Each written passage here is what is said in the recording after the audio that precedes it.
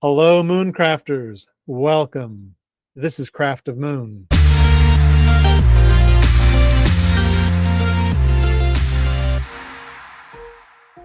Today is September 15th, and it's the first of a long series of videos, hopefully long, that will be focusing on the moon and the moon's mythology, the lore of the moon, the philosophy of the moon. We'll be talking about her dance in the solar system between the Earth and the sun. We'll be talking about how the moon manifests in our charts. We'll bringing in the astrology from traditional astrology all the way up to modern and evolutionary astrology perspectives on the moon. We'll be bringing in discussions and readings from Dane Rudyar, Liz Greene, Stephen Forrest, as well as many, many others. And as part of the Craft of Moon, a big part is going to be our daily moonbeams. And in the daily moonbeams, I'm going to be creating a brief, concise, poetic description, delineation, interpretation of the moon's phase by sign and house.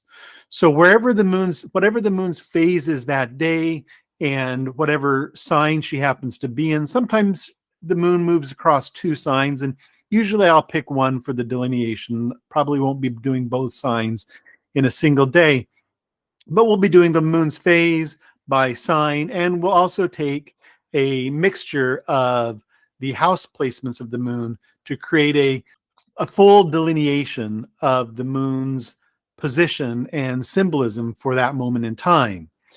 And I'll be creating these as kind of a synthesized, poetic, horoscopic delineation of the moon. Then periodically, I'll be doing some educational content that goes along with that. And this educational content is going to be talking about the broader context of those phases and how they relate to the moon and some of the philosophy around those by different people and how different astrologers have viewed the moon. And so, for example, when we look at traditional astrology, we're going to be looking at some of those examples. Today, the moon, actually, because the chart for today is the moon in a grand air trine with Venus and Jupiter.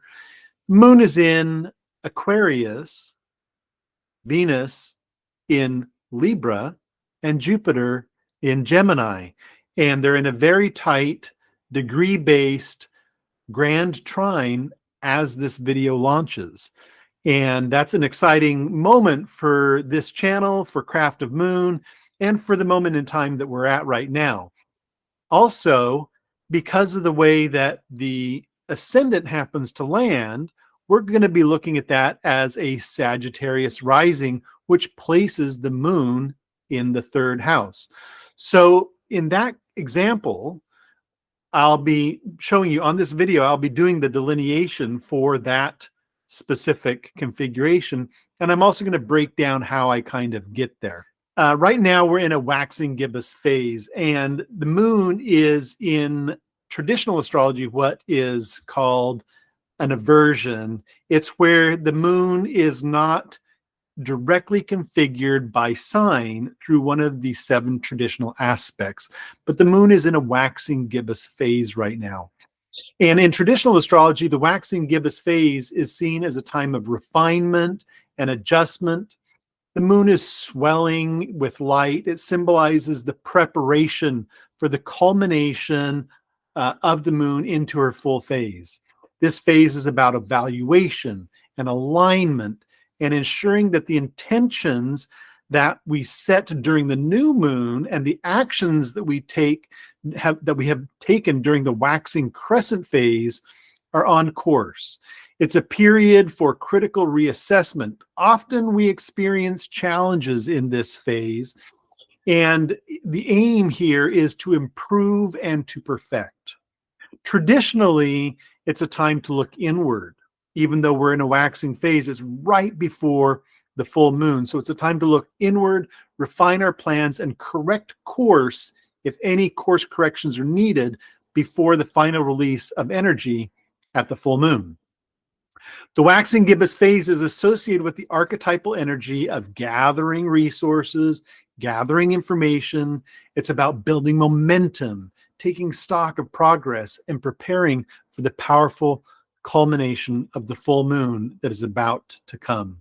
There's an underlying tone of anticipation, urging one to continue pushing forward, and yet with a greater level of discernment and patience.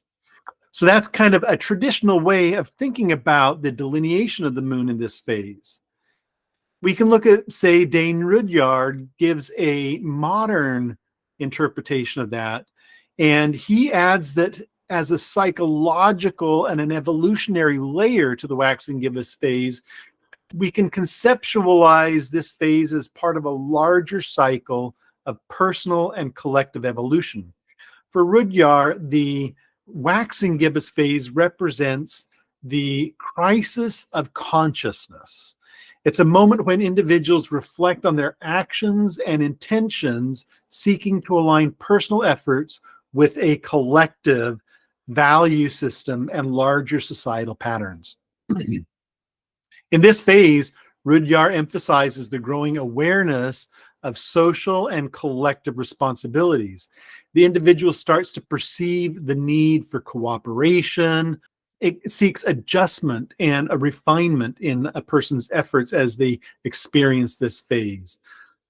The waxing gibbous phase becomes a time for making necessary adjustments to align personal growth with the collective needs. Liz Greene, another famous astrologer, also says that she views the waxing gibbous moon through the lens of individuation and personal development. According to Greene, this phase represents a deepening of the individual's understanding of their emotional needs and the individual's personal desires and expectations of society, echoing Rudyar's focus on the waxing gibbous phase as a phase of social consciousness. So these are just some examples of how we can think about the phase of the moon. So then when we bring in the sign of Aquarius, so the moon is in Aquarius, and Aquarius traditionally is ruled by Saturn. And with this traditional rulership, we get a fascinating blend of energy. Aquarius is often seen as progressive and visionary and a bit unconventional, but Saturn grounds this in reality. Saturn is the planet of structure and discipline, responsibility. Saturn signifies time and shapes Aquarius' drive for innovation with the need for careful thought and lasting impact.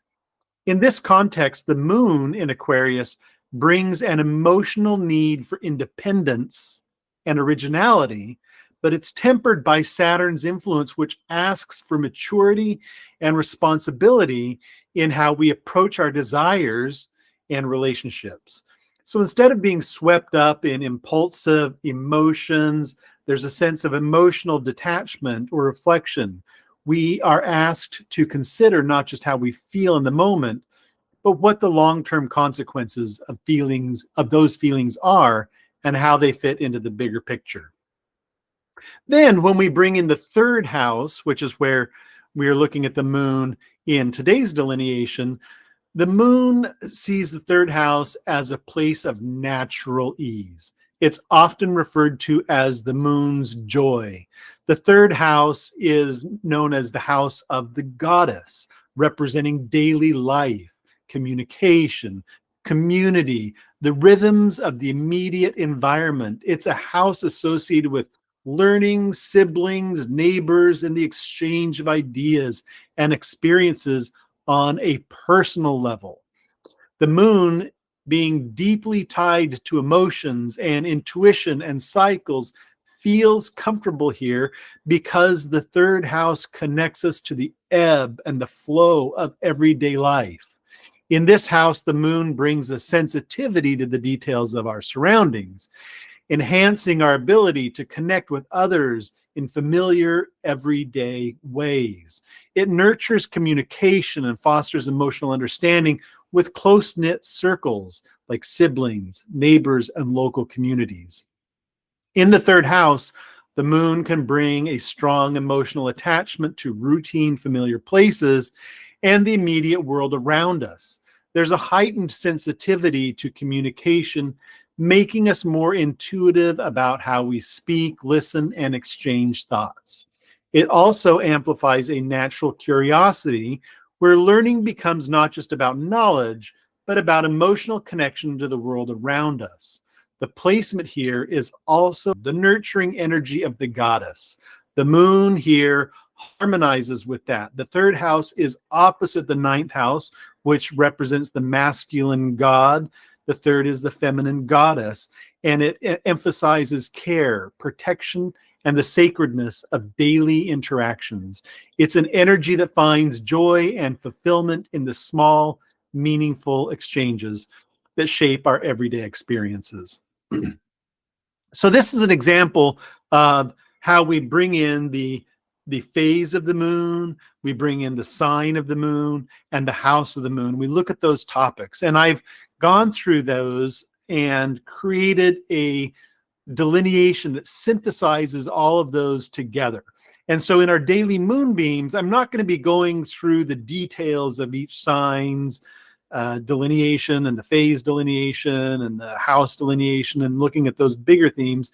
I'll be doing that in more dedicated videos that will be speaking about the lunar phases as a broad category and dealing with a series of videos that goes through the lunar phases. I'll be going through a series of videos that goes through the moon's placement by zodiacal sign, a series of videos that goes through the moon's house placement. So those will be more broader educational content, but on a daily basis, I'm going to be synthesizing all that together into a kind of poetic, almost horoscopic delineation. So this is the delineation for September 15th, moon in Aquarius in the third house. As the moon swells towards fullness, she sits in Aquarius, casting her cool silver light across the third house, her place of joy, the house of the goddess. Here in the waxing gibbous phase, she becomes the lantern guiding us through the twilight of preparation, where thoughts and emotions mingle like light and shadow. In Aquarius, the moon wears a cloak of stars, detached from the depths of feeling, but bright with vision. Light is not warm, but clear, illuminating the pathways of the mind where innovation and wisdom dwell. Here she whispers of new ideas, of breaking away from the familiar to craft something unique. She calls us to look forward beyond the horizon of our emotions toward the future shaped by thought and intention. Yet in the third house, the moon finds comfort in the daily rhythms, in the exchanges of words and ideas where we touch others, not with grand gestures, but through the small, sacred moments of connection. Her light flickers in conversation with siblings. She dances in the words we share with neighbors and settles into the pages of the messages we write in our daily journal. She reminds us that even in the realm of innovation, there is beauty in the routine, in the simple act of sharing a thought or a feeling. But with light, there is always shadow. The shadow of this moon lies in the cool detachment of Aquarius, where emotions are observed from a distance. In her desire to innovate, she may forget the warmth of connection, the need to feel as well as think. Her light shines brightly on ideas, but sometimes leaves feelings in the shade, half-formed and unattended. The waxing gibbous moon in Aquarius in the third house asks us to balance these forces to bring clarity and innovation to our communication, but also to remember that even the most brilliant ideas need the warmth of emotion to take root.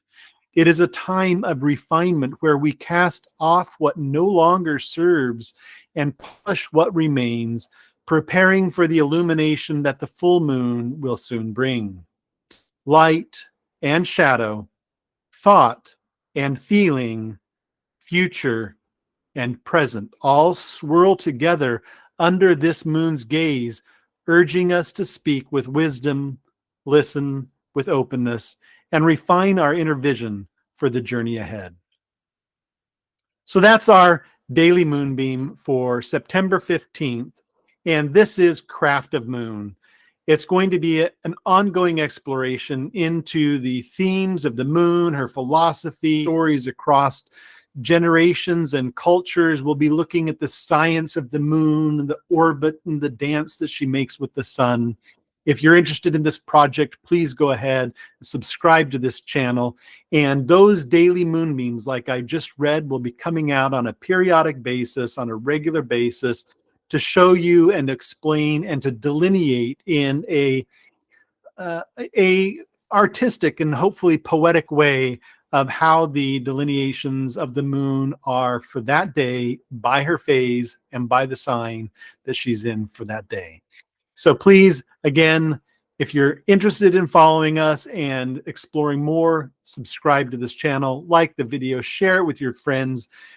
In the description below, you can find a link to join the emailing list so you can stay up to date on the development of courses and educational content about the moon and how you can be involved with the Craft of Moon project as a moon crafter. So again, thank you, moon crafters. Welcome to Craft of Moon. Until next time, keep your eye on the sky and make a wish upon a star.